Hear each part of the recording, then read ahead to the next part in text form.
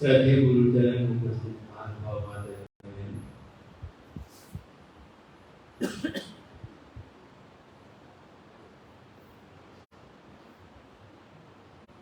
कल अपन लोग श्रवण भगवान श्री महावीर स्वामी जी के जीवन चरित्र के ऊपर थोड़ी सी चर्चा कर रही थी।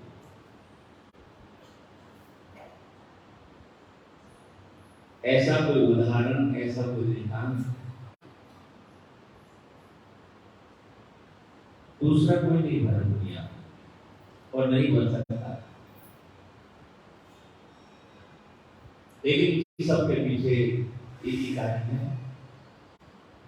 कर्मों की लीला। चाहे भगवान महावीर स्वामी जी ने कर्म बांधे हों और चाहे देवानंदा ब्राह्मणी ने और कृष्णा माता ने परस्पर कर्म बांधे हों, तभी ऐसा हो पाता है, नहीं तो नहीं हो पाता।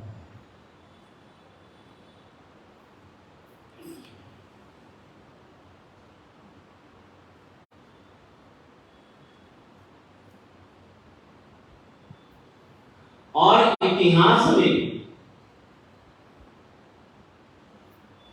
ऐसे भी उदाहरण पढ़ने को मिलते हैं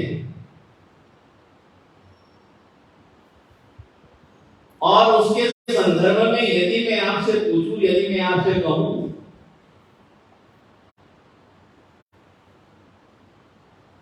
कि यदि हमारी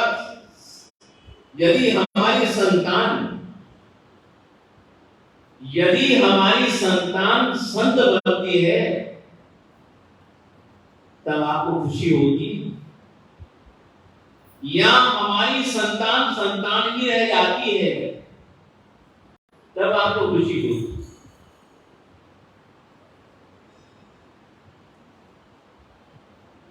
हमारे गुजराती के कवि बड़ी सुंदर बात कहते हैं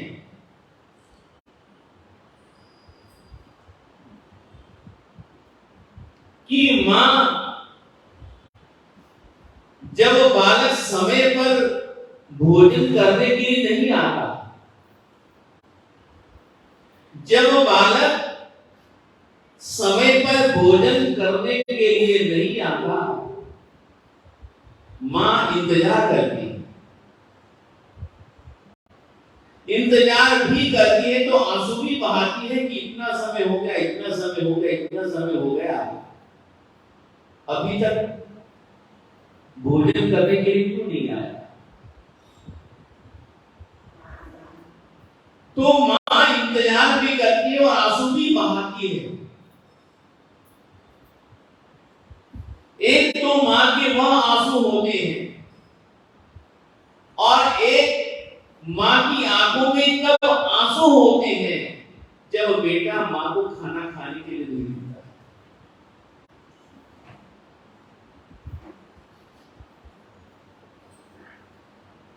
जब बेटा मां को भोजन तक नहीं देता है तो उस समय भी मां की आंखों में आंसू आ जाते हैं। गुजराती कवि बड़ी सुंदर बात लिखते थे,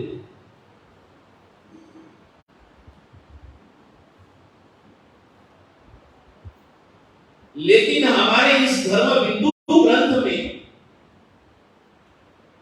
उन माताओं की चर्चा की जाती है, उन माताओं की तारीफ की जाती है जो सचमुच में आदर्श है, जिनका जीवन अनुशासन में है और जिनका जीवन संयम में है।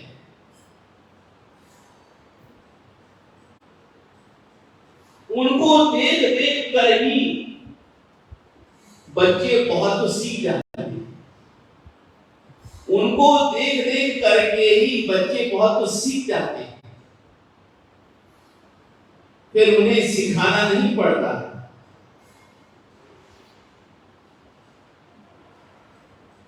इस धर्म बिंदु ग्रंथ में उन माताओं की तारीफ नहीं की गई जो जन्म लेते ही बच्चों को छोड़ देती, उनकी तारीफ नहीं की गई। ऐसी माताओं की भी तारीफ नहीं की गई है जो गर्भ में ही उसको मरवा देती हैं, गर्भपात करवा देती हैं, ऐसी माताओं की हमारे इस पूज्य आचार्य श्री जी ने तारीफ नहीं की है।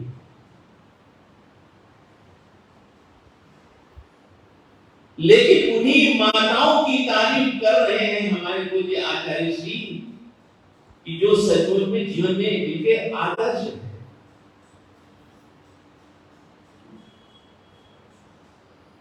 आजकल भी हम देखते हैं कि बच्चे कहने से नहीं सीखते हैं, देखने से सीखते हैं।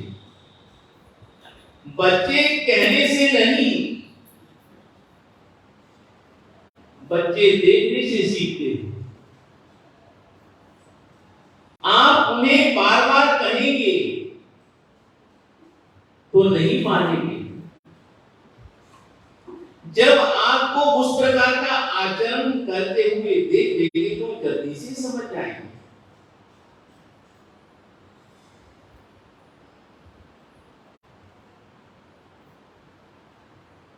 लेकिन इस भारतीय परंपरा में भी कुछ माताएं ऐसी हुई हैं जिन्होंने अपनी संतान को संत बनने के लिए प्रेरित किया। श्री किशोर जी, ऐसी माताएं भी हुई हैं कि जिन्होंने अपने बालक को संत बनने की प्रेरणा दी, और ये इसके पीछे बहुत बड़ा एक मनोविज्ञान रहा हुआ है। इसके पीछे एक बहुत बड़ा विज्ञान रहा हुआ है।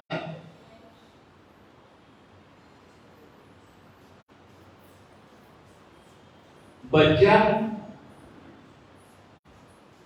जितनी मां की बात मानता है ना, तो मुझे बीमारी,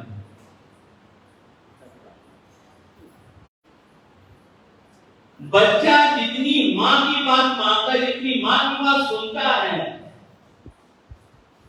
उतनी पिता की नहीं सुनता है। कोई बहुत बड़ी बात नहीं है, कोई बहुत बड़ी बात नहीं है, क्योंकि बालक या बालिका ज्यादा समय तक कहाँ रहती है? मां के पास रहती है। इसलिए बालक जितनी मां की बात सुनता है ना, उतनी पिता की बात नहीं सुनता है।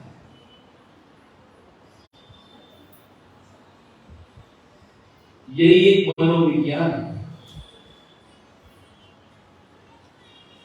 तो उस प्रकार की माताएं हुई हैं जो अपनी संतान को संत बनने के लिए प्रेरणा देती हैं।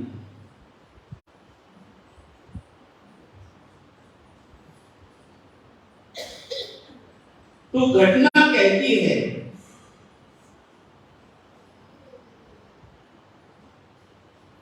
कि महाराजा गोपीचंद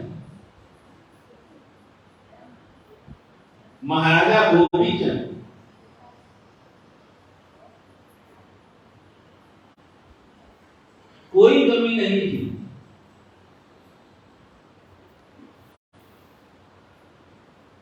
सुख वैभव में डूबे रहते थे।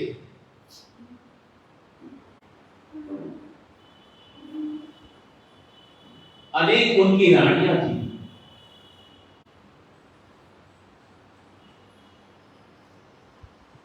अनेक उनकी दासियां थी। बहुत विशाल उनका साम्राज्य था, बहुत बड़ा उनका राजप्रासाद था। किसी मां की कमी नहीं थी, किसी मां की कमी नहीं थी, किसी मां की कमी नहीं थी।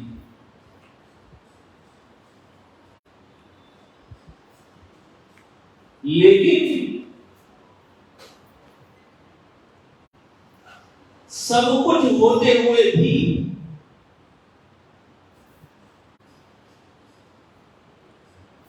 श्री बदन जी, उनकी मां हमेशा परेशान रहती, उनकी मां हमेशा परेशान रहती।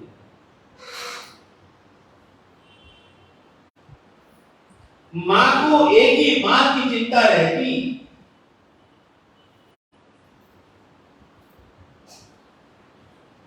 कि अगले भव में इसका क्या होगा।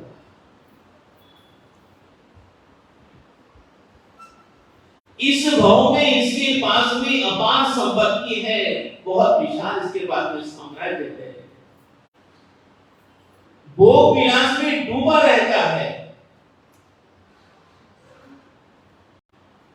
लेकिन पिछले जन्म में कुछ किया होगा तभी इसको यहां पर मिला है। और यदि इस जन्म में यदि इसने भोग विलास में ही अपना समय व्यतीत कर दिया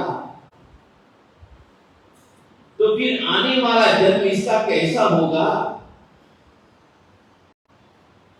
मां यही सोच सोच करके आंसू बहाती है।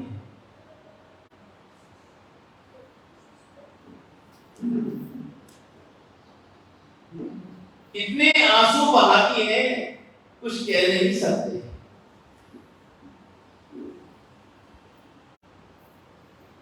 जैसे हमारी मरु देवी माता जी पुत्र ने संयम दिया था, उनके हाल चाल जानने के लिए कितने आंसू बहाती है।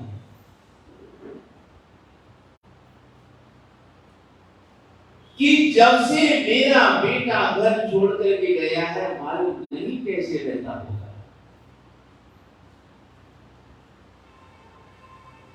कहां रहता होगा, कहां खाता होगा, कहां पीता होगा, कहां से मांग करके लाता होगा।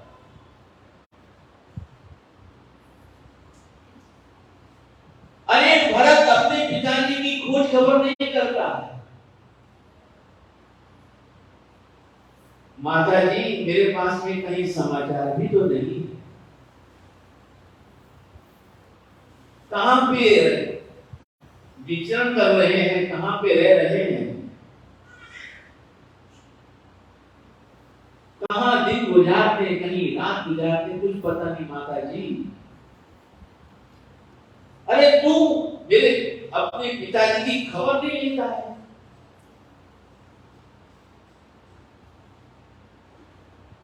रो रो करके अपनी आंखों की ज्योति खत्म कर दी। आपको नहीं लगता कि किस प्रकार का ये प्रसंग होगा।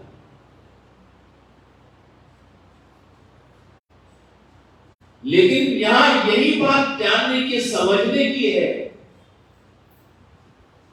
कि त्याग देखो कितना महान होता है। मां पुत्र की चिंता करती है लेकिन पुत्र नहीं करता है। मां देखो संयम का कितना, त्याग का कितना महत्व कह लो, कुछ भी कह लो। मां ने तो पुत्र वियोग में रो रो करके अपनी आंखों की ज्योति खत्म कर दी, लेकिन उसको तनी भी चिंता नहीं। मां ने अपना मोह ममत्व अभी त्यागा नहीं है, लेकिन पुत्र ने सब कुछ त्याग दिया है।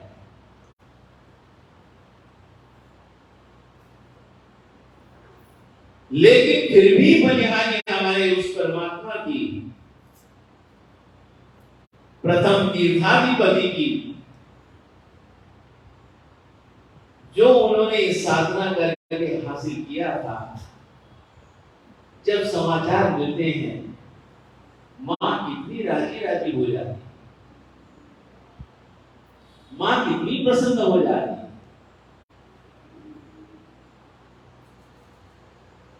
मां का घर कोई सोना सोना नहीं था, बहुत विशाल परिवार था, विशाल साम्राज्य था।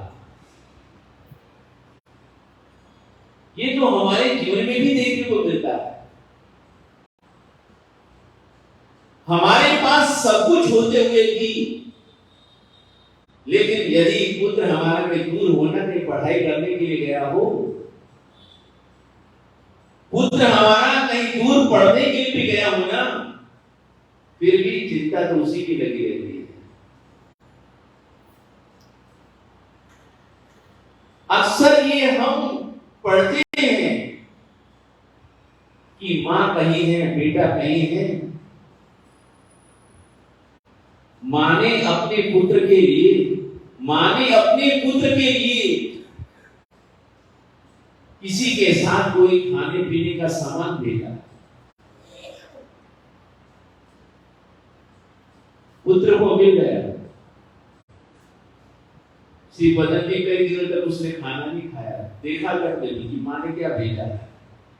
लेकिन पुत्र कहता है कि जब भी मैंने उसको खोल करके देखा ना, स्वाद तो वैसा का वैसा ही।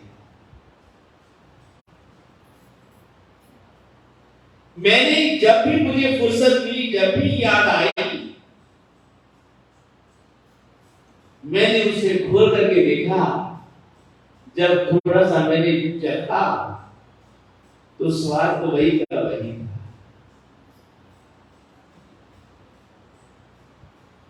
क्योंकि मां ने भेजा। अक्सर ऐसा होता है। लेकिन बेटे ऐसे होते हैं, जब शहर में पढ़ने के लिए जाते हैं ना, तो अपने गांव को भूल जाते हैं।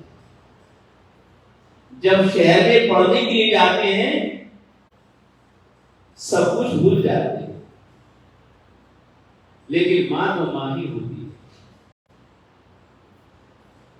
तो हमेशा गोपी चंद जी की मां हमेशा यही सोच करके आंसू बहाती कि भोग विलास में इसने अपनी जिंदगी खराब कर रहा है। पिछले जन्म में इसने किया था तो इसे इस जन्म में मिला है। यदि इस जन्म में भी ये पुण्य नहीं अर्पित करेगा तो अगला जन्म पता नहीं कैसा मिलेगा। ये सोच सोच करके आंसू बहाती। यह भी तो एक विशेषता रहती है। यह भी तो एक विशेषता रहती है कि एकांत में आंसू बहा लेंगे, लेकिन बेटे को खबर तक नहीं पड़ने देगी।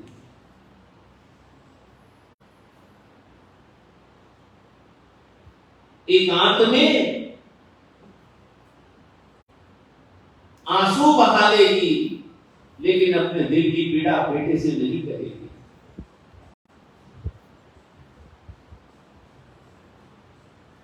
आखिर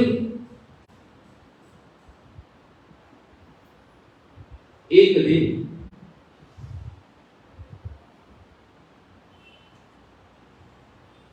दासी ने मां को देख लिया। दासी ने मां को देख लिया।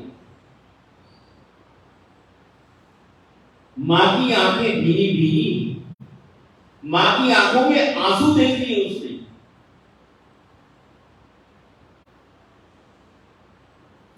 लेकिन महाराजा गोपी चंद की एक विशेषता थी। सुबह उठने के बाद पहले मां के चरण स्पर्श करते थे, उसके बाद सारी गतिविधियां किया करते थे।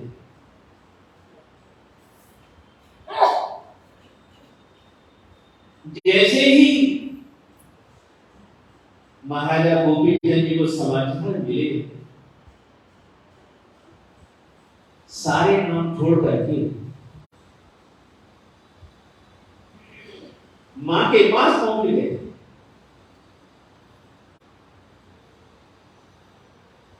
मां की आंखें भीनी भीनी थी, मां का चेहरा उदास था। मां का चेहरा उदास था, मां की आंखें भीनी भीनी थी। जाते ही मां से कहते हैं कि माता जी, आज आपकी आंखों में आंसू क्यों है? आज आपका चेहरा उदास क्यों है? आज आप दुखी क्यों हैं? मेरे राज्य में आपको किसने दुखी किया?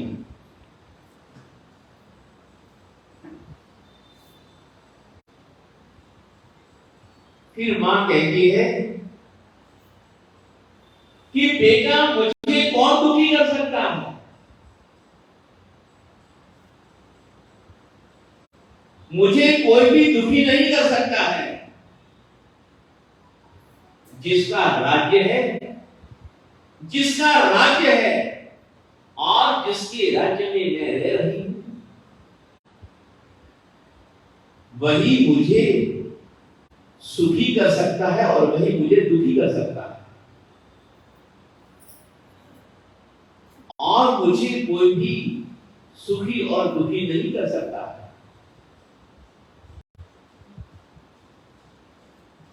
जहां इतनी बात महाराजा ने सुन ली, उसके बाद राजा सब बातें समझ में आ गई।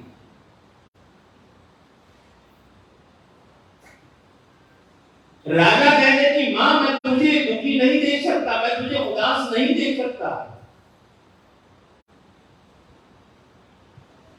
यदि तेरे मन में यही इच्छा है तो तू बोल, मैं वही करने के लिए तैयार हूं जिससे तू प्रसन्न होती। मैं वही करने के लिए तैयार हूं जिससे तू प्रसन्न होती है।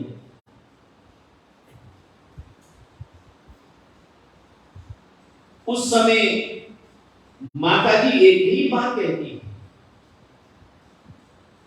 उस समय माता जी एक ही बात कहती है कि देख बेटा, पूर्व जन्म में कुछ सत्कर्म किए होंगे तो हमें इतना बड़ा वैभव मिला है। यदि इस जन्म में भी तू इसी प्रकार भोग विलास में पड़ा रहेगा तो तेरा अगला जन्म कैसा होगा?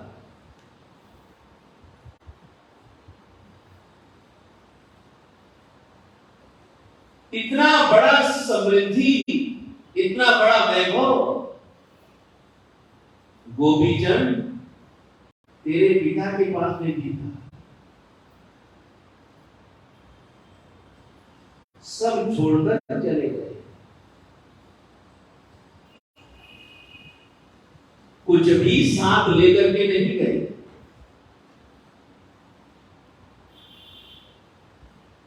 उनकी भी एक दिन मृत्यु हो गई, जला दिया गया, रात हो गई। एक दिन मैं भी चली जाऊंगी, लेकिन बेटा सब कुछ छोड़ करके जाना है। न तेरे पिताजी साथ लेकर के गए, न मैं साथ में लेकर के जाऊंगी और न तू साथ में लेकर के जाएगा। इसलिए बेटा जो चीज हमने छोड़ करके जानी है उसके पीछे इतना पागल होने की जरूरत नहीं है। जो चीज तेरे साथ में जाएगी अब तो तू ऐसा काम कर।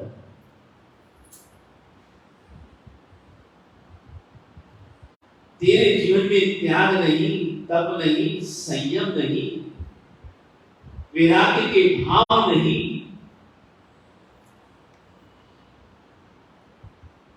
सारा दिन इसी में डूबा रहता है। बेटा इसमें तेरा कोई कल्याण नहीं है। बेटा इसमें तेरा कोई भी हित नहीं है।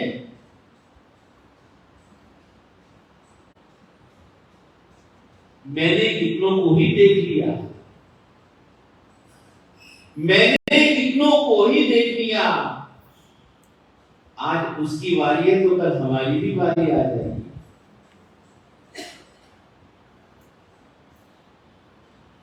आज उसकी बारी है तो कल हमारी भी बारी आ जाएगी। इसलिए बेटा जीवन में त्याग, संयम तब चाहिए, वैराग्य भाव चाहिए।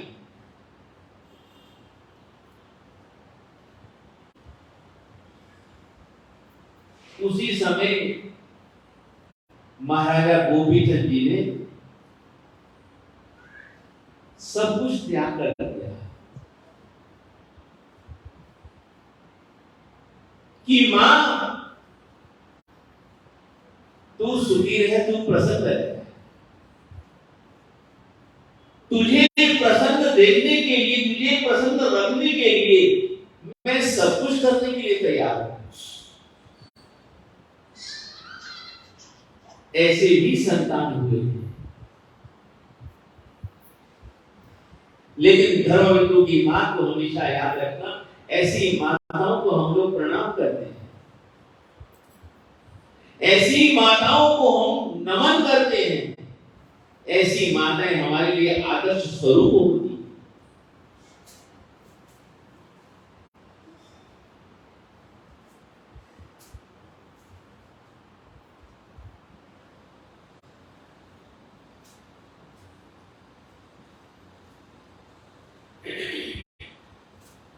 आप लोगों को तो मैं कुछ कह नहीं सकता हूं, लेकिन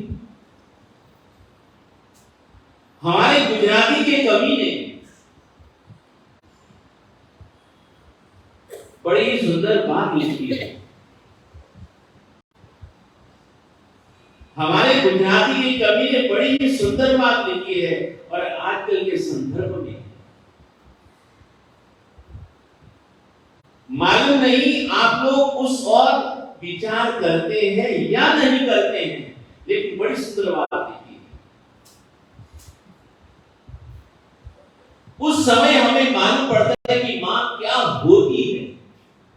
कितनी सुंदर बात लिखी उसने। पिता प्यारे होता नहीं, गुजराती में है। घर में जब पिताजी होते नहीं, यानी कि परमधाम पहुंच चुके हैं, पिता प्यारे होता नहीं अने मां बधारे वृद्ध थती जाए। एक बड़ा सुंदर उन्होंने एक वो लिखा है, बड़ी सुंदर बात मनोविज्ञान की लिखी है, मुझे बड़ी अच्छी लगती है कि जब घर में, देखो सोचने की बात है, विज्ञानीय बात है ये, जब घर में पिताजी का स्वर्गवास हो जाता है तो आप देखना श्री किशोर कुमार जी की माता जी जल्दी बूढ़ी होने लगी।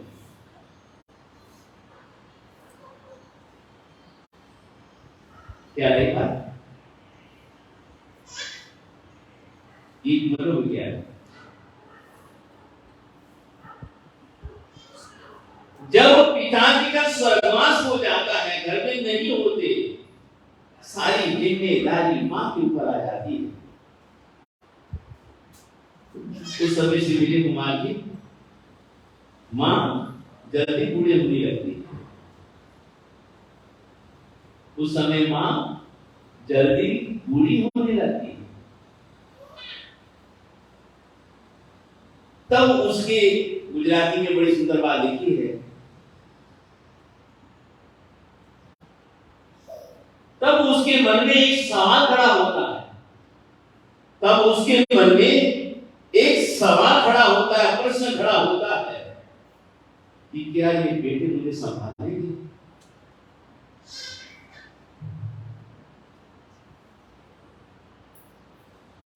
उस समय मां के मन में एक सवाल खड़ा होता है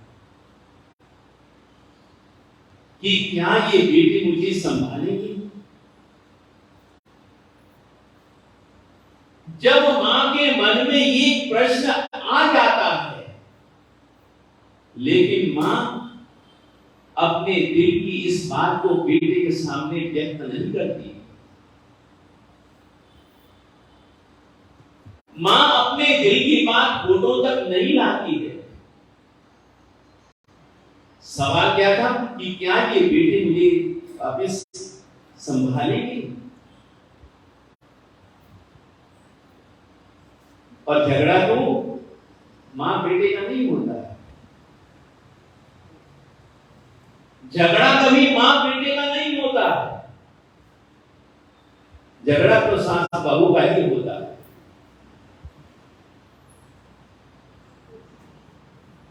जो दूसरे घर से आके झगड़ा तभी होता है। मां बेटे का इतना झगड़ा नहीं होता है। कवि बड़ी सुंदर बात कहता है कि ये माँ का जो दिल का दर्द है घोटों पे नहीं आने देती माँ, इसीलिए तो उसे माँ कहते हैं। इसीलिए तो उसे माँ कहते हैं। इतनी सुंदर कभी कभी लाइनें जब कभी लोग लिख देते हैं। और एक बात तो क्या हुआ, मुझे दूसरी बात में लेकर करनी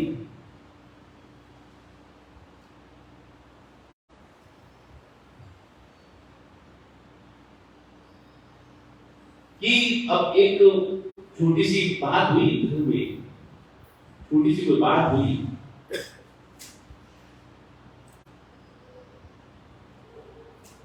बेटे ने पूछा कि मां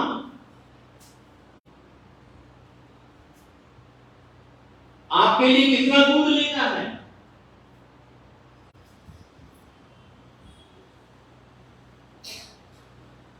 आपके लिए रोज रोज, आपके लिए माता जी, आपके लिए रोज रोज मुझे कितना दूध लेना है? बात क्या है? बड़ी सुंदर बात कवि ने लिखी कि मां रोज रोज तेरे लिए कितना दूध लेना है? उस समय मां बड़ी सुंदर जवाब देती है कि बेटा, जन्म लेने के बाद मैंने तुझे जितना दूध पिलाया था मैंने कभी भी याद नहीं रखा उसको।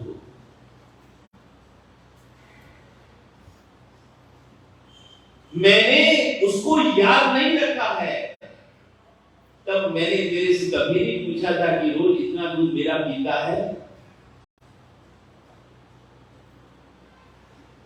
रोज मेरा इतना दूध पीता है, कभी मैंने हिसाब नहीं रखा था। लेकिन तुम आज ये बात पूछता है मेरे से कि रोज रोज तुम्हारे लिए कितना दूध लेना है।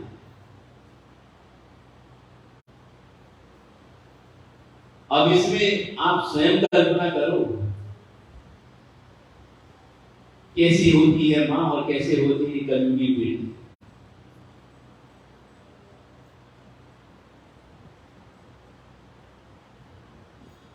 हमारे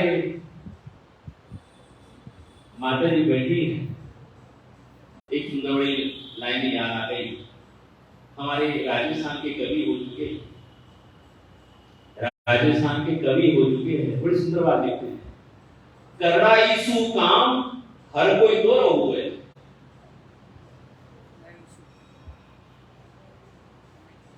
क्यों नहीं? करड़ा ईसु काम हर कोई दोरो हुए, काम हुए बिन नाम नरमाई। काम हुए बिन नाम नरमाई सूचक है। यदि तो आप कोई भी काम यदि कड़ाई से लेंगे तो काम आपका बड़ी मुश्किल से होगा, और यदि आप नरमाई से कोई भी काम करते हैं तो आपके काम जल्दी होंगे, कोई परेशानी नहीं होगी।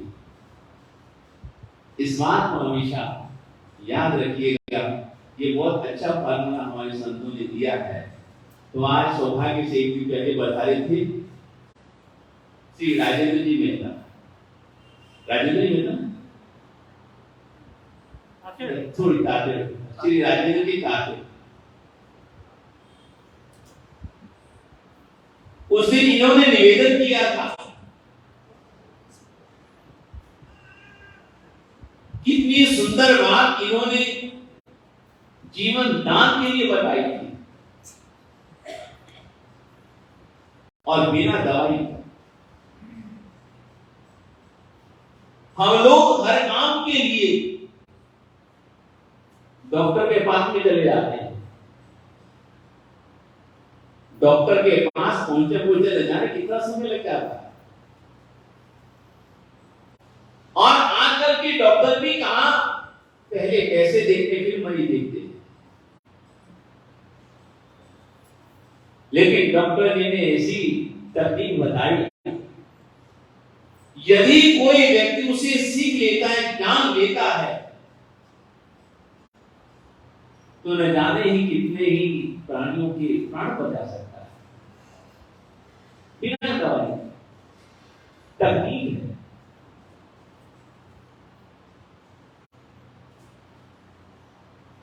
न जाने इस बात को सिखाने के लिए, प्रशिक्षण देने के लिए कहां कहां जाते हैं, न जाने कहां कहां से इनको आमंत्रण मिलता है।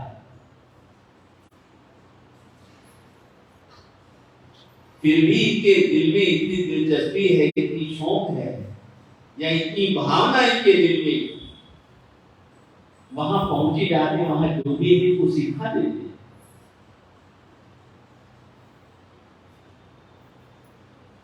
इनके दिल में भी इच्छा है, इनके मन में भी इच्छा है, और हमारी भी इच्छा रहती है कि हर कोई यदि इस तकनीक को यदि ध्यान लेता है, समझ लेता है,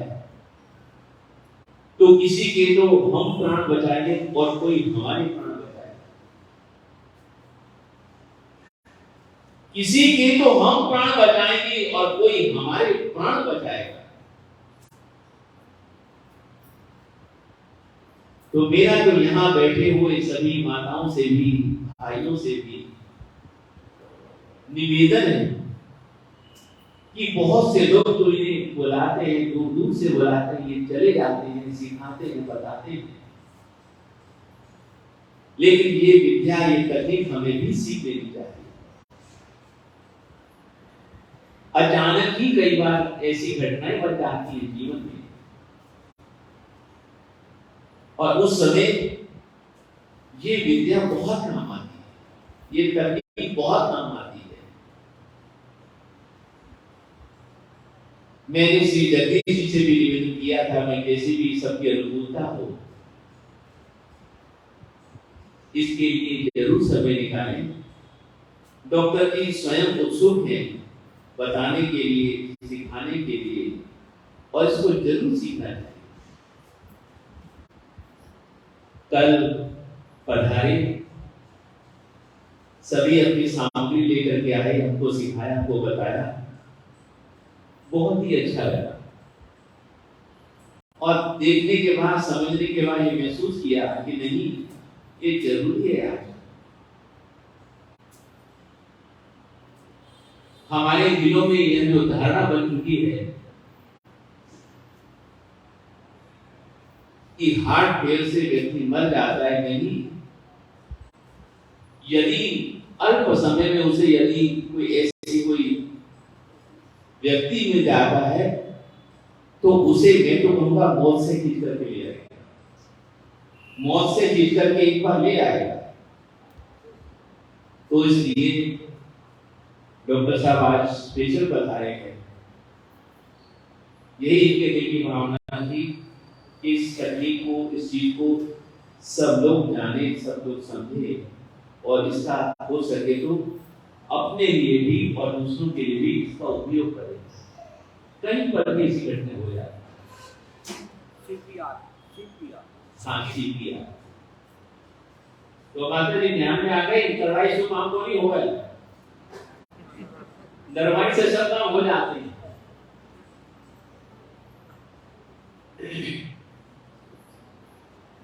तो सभी मिलकर के बोलिएगा, संत शरण में मन लागे रे, तेरी अच्छी बनेगी, संत शरण में मन लागे रे, तेरी अच्छी बनेगी, अच्छी बनेगी, तेरी किस्मत जगेगी, अच्छी बनेगी तेरी, सभी बोले, अच्छी बनेगी तेरी किस्मत जगेगी, अच्छी बनेगी तेरी किस्मत जगेगी, खुल जाएंगे तेरी भाग्य रे, तेरी अच्छी बनेगी, खुल जाएंगे तेरी भाग्य रे,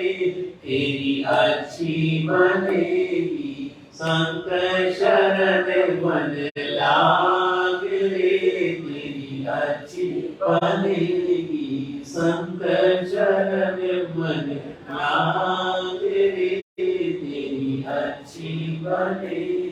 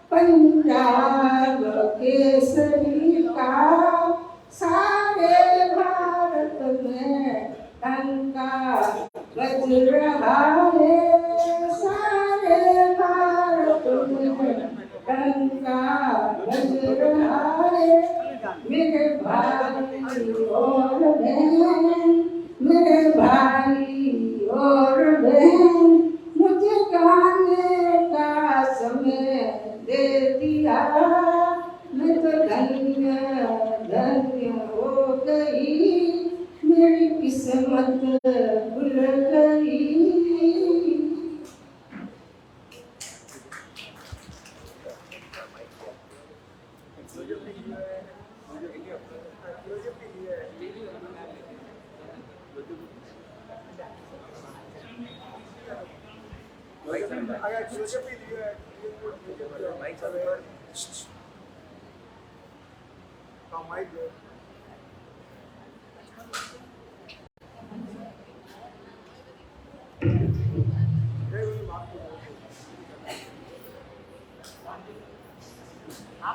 सीधी तब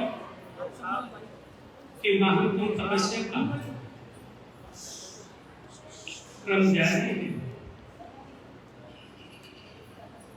सातवें पायदान का आज दूसरा दहलीज एवं 24 तीर्थंकर की तपस्या का आज व्यासना में एवं क्रमिक आठम तक की तपस्या चल रही है।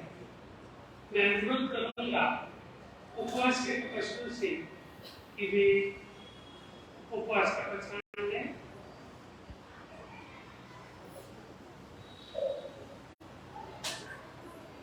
सूर्योगी नमस्कारम पचखाई मोहिहारम अस्नुम खायु विक्रमं सहसायनं पशदगायनं दिशामहेनं सर्वत्रयनं स्वस्मिचरणं पारहार कोशी साकोशी सुमितिं प्राणं सासायनं खारिगायनं आउदन प्रसायनं उठाणं काणस्मिला हरेनं वाचेनं बहुजीवनं सस्ते क्रमिक फैमिली में आज कांता के काटे काम मिले, कल सुनीता जी को काम मिले, परसों पुष्पा जी को काम मिले, एवं वर्तमान तक केवली इनकी चल रही है। देखिए आमी का प्रस्थान एवं एकाशना जिनके हैं वे एकाशना का प्रस्थान ग्रहण करें। फैमिली एकाशना मुगुजरे लोकासी कोशी साकोशी सुमितिं बिहार संपादन पशदगायनं दिशामहेनं सर्वत्रयनं स्वस्मिचरणं आयामिलं विलियो पशदगायनं सासायनं देवालयं संसर्गं वेलन पड़ने एक आदमी आत्म बलिदान जैसी हार प्रसन्न खाइयों परमात्मा सासायनं खारिगायनं आउदन प्रसायनं उठाणं काणस्मिला वाचनं बहुजीवनं सस्ते सामूहिक एकादशी 13 तारीख रविवार को रखी गई। इस किसी को भी एकादशी का पास लेना हो वे सावित्री मार्ग से पास ले लें। 15 तारीख को भी चतुर्दशी और उस दिन भी सामूहिक एकादशी रखी गई है। तो एकादशी का लाभ गौरव शैलेश प्रति मेहता परिवार की ओर से 15 तारीख का एकादशी रखी गई है। 17 तारीख को संक्रांति का कार्यक्रम है कृष्णा परिवार की ओर से। 17 तारीख की संक्रांति के अवसर पर भी आप सभी अधिकारी संख्या में पधारें। रविवार को शिविर का आयोजन भी रखा गया है।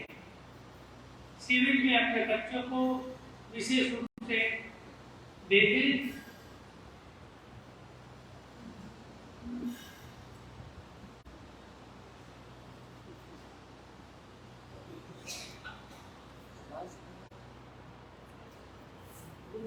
बाहर से पधारे हुए महानुभावों का रहने एवं सार्वजनिक शौचालय की व्यवस्था तीर्थ ट्रस्ट की ओर से यहाँ पर रखी गई है।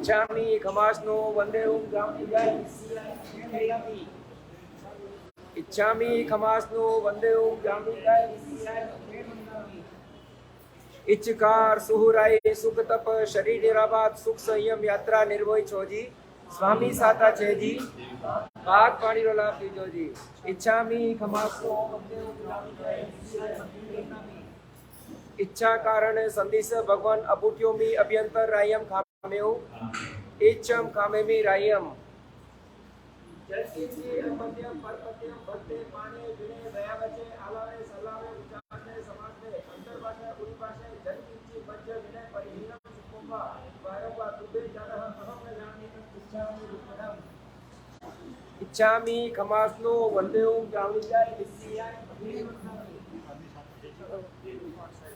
मंगल अन्य तारीख को बेसिक प्रतियोगिता यही है मंगल उपसर्गाक्षयं यान्ति चितं देवी नवल्लय मनः प्रसन्नतामेति पूज्यमाने दिनेश्वरी सर्वमङ्गलमाङ्गल्यं सर्वकल्याणकारिणं प्रधानं सर्वधर्माणां जैनं जयति शासनम्। बोल शासन देव की जय।